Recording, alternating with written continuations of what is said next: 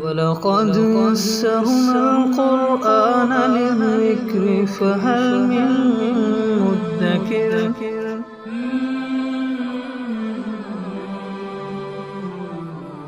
سورہ تحریم آیت نمبر 1۔ اعوذ باللہ من الشیطان الرجیم، بسم اللہ الرحمن الرحیم۔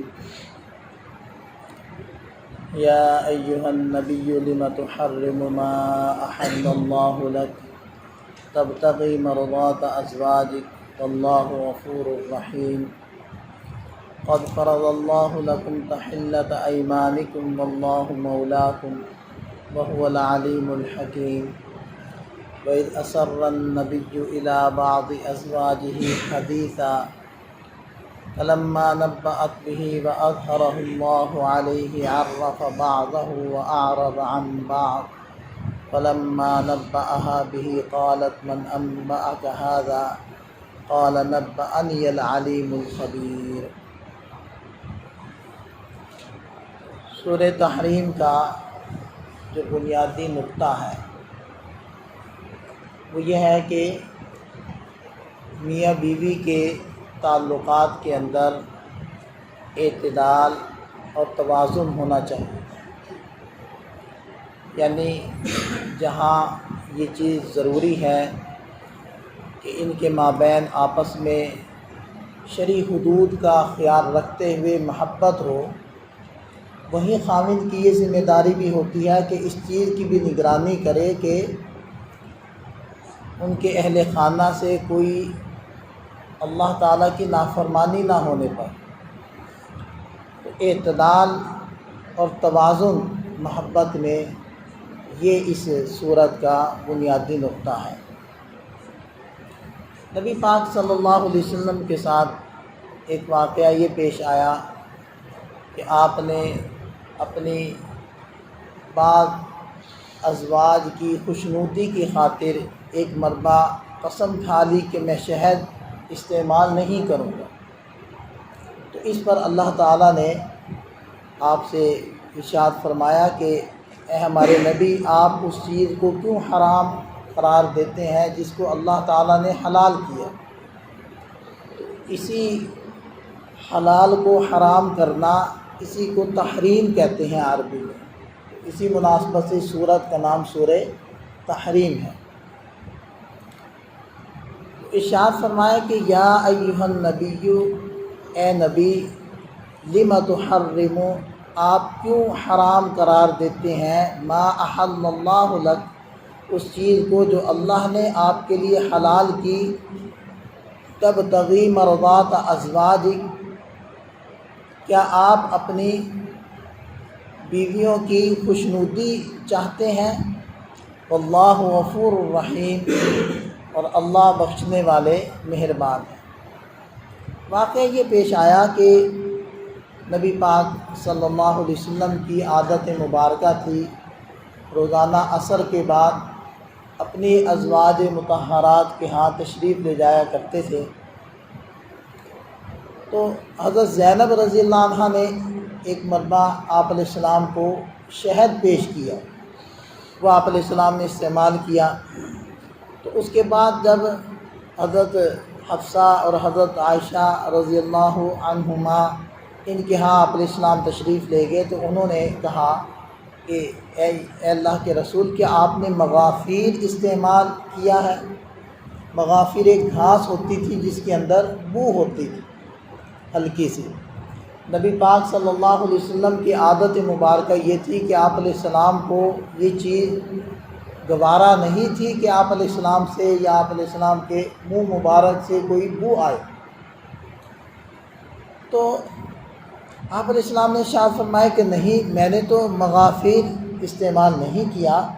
تو انہوں نے کہا کہ یا رسول اللہ، ہمیں بو تو اس کی آ رہی ہے۔ تو آپ علیہ السلام نے سوچا کہ شاید اس مکھی نے مغافیر کو چوسا ہوگا اور پھر شہد کے اندر اس کی بو آ گئی ہوگی۔ تو آپ علیہ السلام نے یہ قسم کھا لی کہ میں آئندہ شہد استعمال نہیں کروں گا۔ تو اس پر اللہ تعالیٰ نے یہ آیت مبارکہ نازل فرمائی اور فرمایا کہ قد فرض اللہ لکم تحلۃ ایمانکم، اللہ تعالیٰ نے آپ کے لیے، اور یہاں تو جمع کا صیغہ ہے، خطاب ہے سب کو، کہ آپ کے لیے اپنی قسموں سے نکلنے کا طریقہ بھی مقرر کر دیں۔ واللہ مولاکم، اور اللہ آپ کا کارساز ہے، پشت پناہ ہے، وہو العلیم الحکیم، اور وہی ہے جاننے والا، حکمتوں والا۔ تو پھر اس کا طریقہ یہ اللہ تعالیٰ نے مقرر فرمایا کہ آپ علیہ السلام قسم توڑ دیں اور پھر اس قسم کا کفارہ ادا کریں۔ اور یہی حکم ہے ہر شخص کے لیے کہ جو ایسے عمل پر قسم کھا لے کہ جو قسم کھانا مناسب نہیں تھی، تو حکم یہی ہے کہ پھر وہ اس قسم کو توڑ دے اور پھر اس کا کفارہ ادا کر دے۔